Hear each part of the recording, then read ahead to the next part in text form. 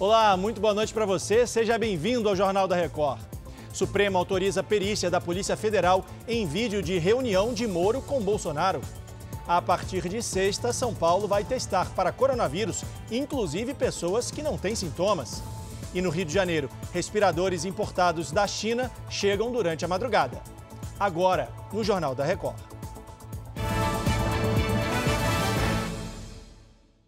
Oferecimento Bradesco, reinventando o futuro ao lado da sua empresa.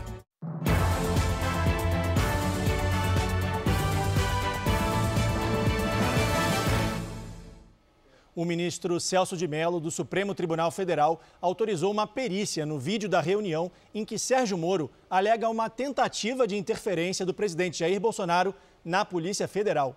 Vamos então a Brasília falar com Luiz Fara Monteiro ao vivo, que tem mais informações. Fara, boa noite para você. Oi, Stoliar, boa noite. O ministro Celso de Mello manteve sim a perícia e manteve também a exibição do material na íntegra, marcado para esta terça-feira pela manhã, que vai contar com a presença do Sérgio Moro. O ex-ministro da Justiça e Segurança Pública desembarcou no final da noite aqui em Brasília. Ele entrou numa viatura da Polícia Federal que o aguardava ao lado do avião para evitar jornalistas. Também nesta segunda-feira, quem prestou depoimento durante cerca de 6 horas foi o ex-diretor-geral da Polícia Federal.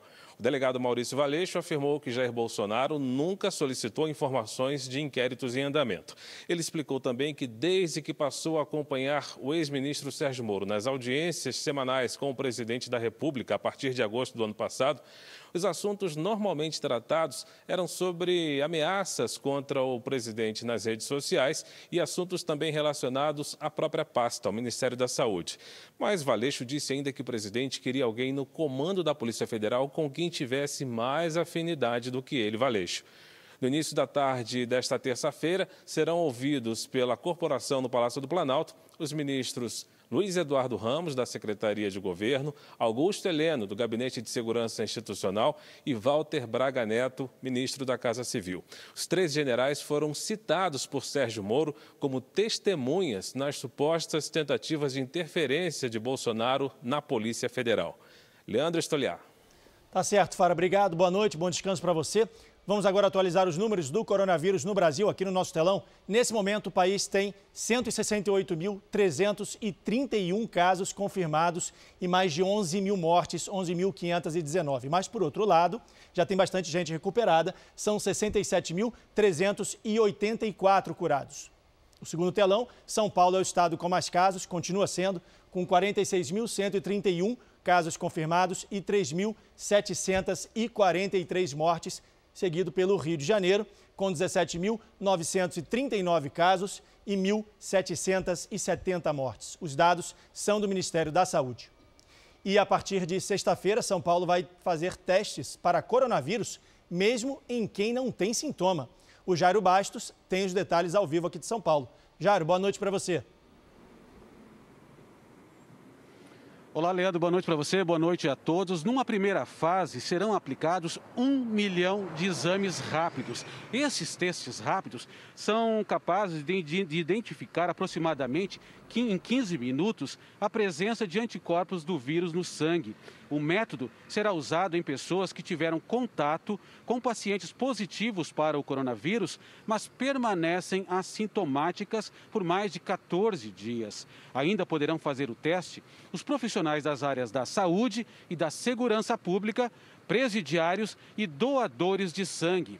E mais uma informação, Leandro. O governo do estado de São Paulo anunciou que a pandemia de coronavírus é responsável por 73% das perdas na economia aqui do estado. A queda na arrecadação do ICMS, o imposto sobre circulação de mercadorias e serviços em abril foi de 19%, uma queda em relação a abril do ano passado. Leandro. Obrigado, Jair. Boa noite. E 300 respiradores vindos da China devem chegar daqui a pouco ao Rio de Janeiro para equipar os hospitais da cidade. Leonardo Ack tem as informações ao vivo lá do Rio. Léo, boa noite para você. Qual é a previsão desse desembarque? Boa noite, Leandro. Boa noite a todos. Os equipamentos devem chegar em 2 remessas. A primeira na manhã desta terça-feira e a segunda na quarta-feira. Agora, Leandro, o primeiro carregamento saiu da China nesta segunda-feira em voo fretado pela Prefeitura do Rio. Até o fim do mês, a previsão é que outras viagens sejam feitas para a busca de outros 400 respiradores. E o Detran do Rio de Janeiro cancelou todos os exames práticos de direção por tempo indeterminado. A medida é para preservar a saúde dos candidatos e dos funcionários envolvidos na educação de trânsito. Vale lembrar que os exames só voltarão a ser realizados no fim da epidemia. É com você, Leandro. Difícil falar com essa máscara, né, Léo? Obrigado, boa noite. E olha só, próximo de assumir o Tribunal Superior Eleitoral, o ministro Luiz Roberto Barroso acredita que as eleições municipais vão acontecer esse ano. O ministro do STF foi entrevistado pelo repórter Clébio Cavagnoli e também falou sobre os efeitos do coronavírus.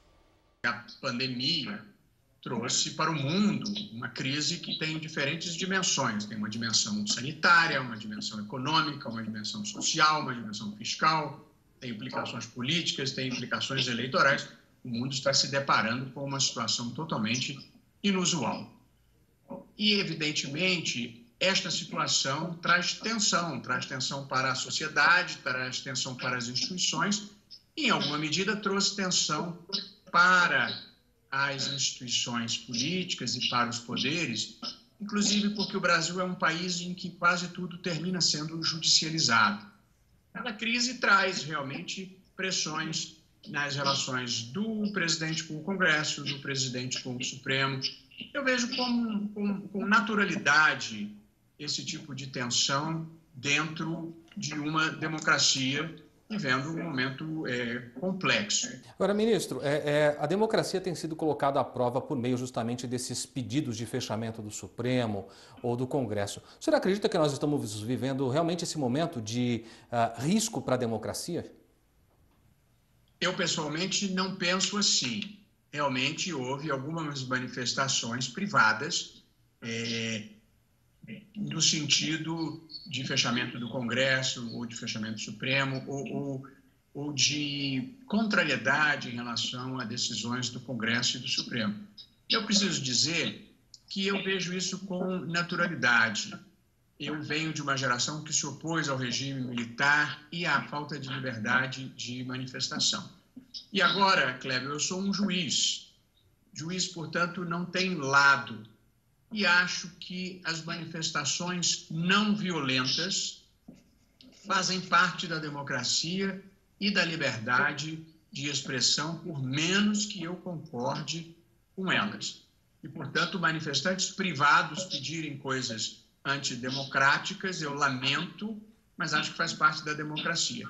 Evidentemente, autoridades públicas que juraram respeitar a Constituição não têm essa possibilidade, não tem essa prerrogativa. Ministro, falando ainda sobre a pandemia, o Supremo tem julgado algumas ações que têm impacto direto sobre ela. Inclusive garantiu recentemente, por unanimidade, aos estados e municípios a prerrogativa para tomar decisões sobre o isolamento. Como o senhor avalia esse julgamento especificamente e a ação do Supremo diante da pandemia?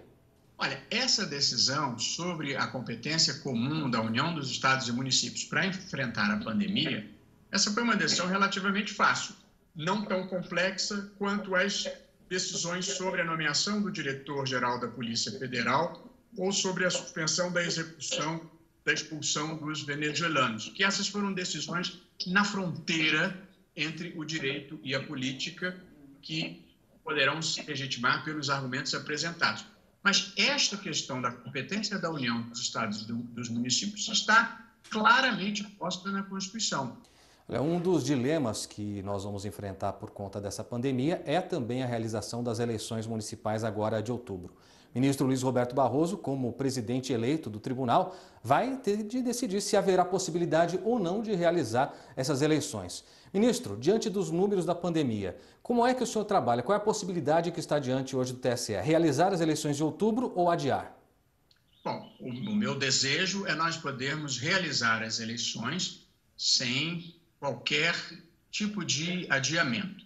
Mas a gente, na vida, também não pode se esconder da realidade. Eu acho que há uma possibilidade real, nesse momento, de nós precisarmos adiá-las. Ainda é precoce uma decisão batendo o martelo, mas a verdade é que se até meados de junho a curva da epidemia continuar subindo, nós vamos ter que considerar a alternativa do adiamento, que eu desejaria que fosse por algumas poucas semanas, passando para novembro, ou, na pior das hipóteses, para começo de dezembro.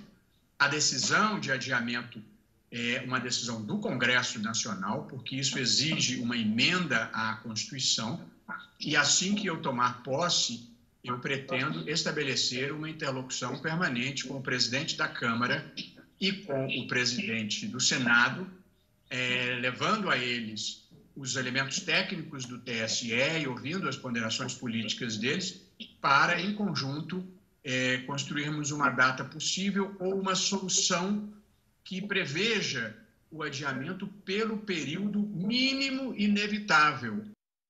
No Japão, o governo pode suspender medidas para combater a pandemia em algumas províncias do país ainda essa semana. Vamos então até Tóquio falar ao vivo com a correspondente Cíntia Godoy.